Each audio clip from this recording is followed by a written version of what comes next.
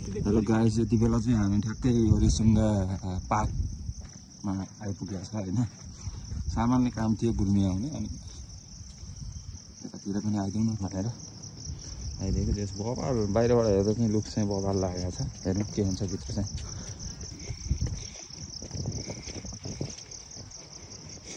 सायद टिकट काटेर जानुपर्ने सिचुएसन आउँछ होला मेबी।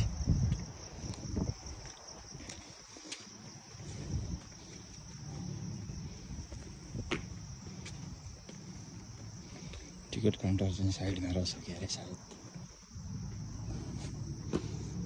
यो चाहिँ ठ्याक्क भित्रपट्टिको इन्टेरियम जेस प्लान्टहरू लगाएर ग्रिन प्लान्ट फुलहरू राम्रो छ बगैँचा। अमेजिङ। यस्तो दामी दामी फुल फुलिरहेको छ कि होइन। बबाल लाग्यो कि मलाई फुल त। किरा पनि बसाइरहेको के किरा यसमा है। यस्तो दामी दामी बनाएको छ होइन। बबाल छ। So nice.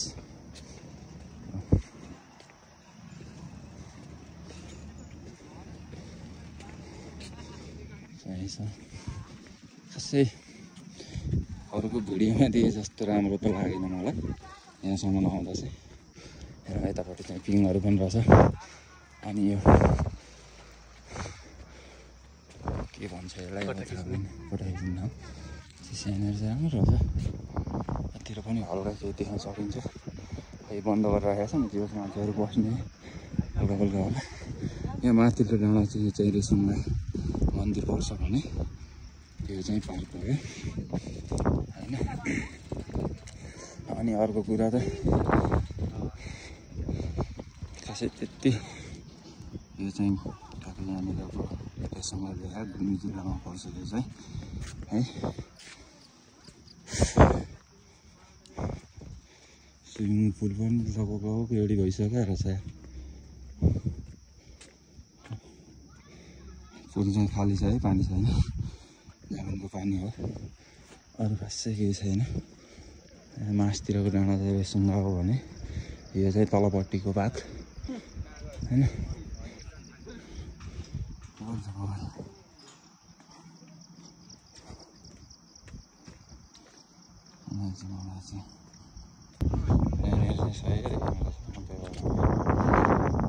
मान्छेहरू बस्ने ठिकै रहेछ। नराम्रो पनि होइन, त्यति राम्रो पनि होइन है। ठिक छ यत्तिकै चाहिँ।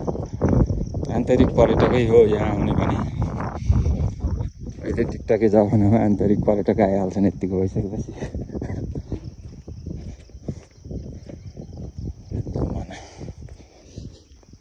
देख्न सक्नुहुन्छ भ्यू बबाल देखिरहेको छ, तर मैले चाहिँ खासै राम्रो देखेँ जस्तो लाग्दैन हेरौँ।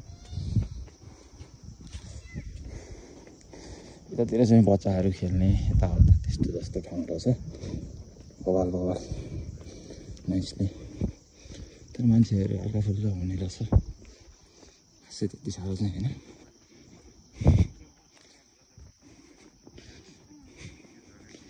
यहाँनिरदेखि सडकै बस्ने खेल्ने ठाउँ रहेछ है।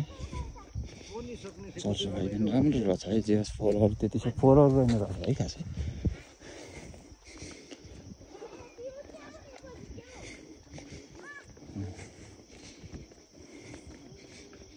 बस्ने सुत्ने ठाउँहरू मस्त।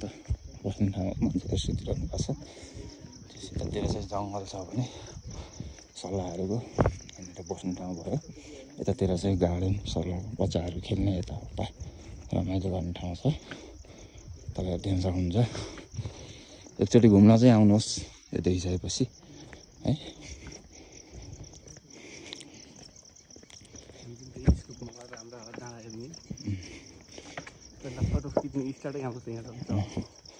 अनि अर्को कुरा भने यहाँनिर माथि भ्यू टावर पनि छ नि। फेरि भ्यू टावर हो यो चाहिँ है। तपाईँ देख्न सक्नुहुन्छ भ्यू टावर हो।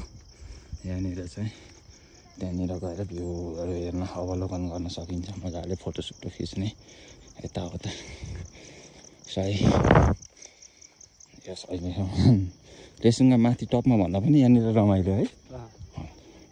हरियाली पनि छ प्लस अनि यसो गार्डनहरू पनि सर्लक्क छ नि त, त्यसैले चाहिँ यहाँनिर चाहिँ अलि रमाइलो जस्तो फिल हुन्छ क्या मलाई।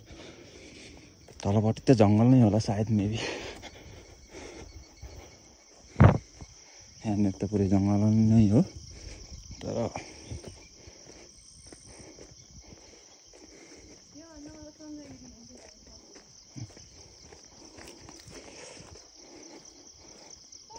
यहाँनिर त्यही त तल जाने बाटो भन्ने रहेछ। दुबो चाहिँ बहुत सही छ यो दुबो,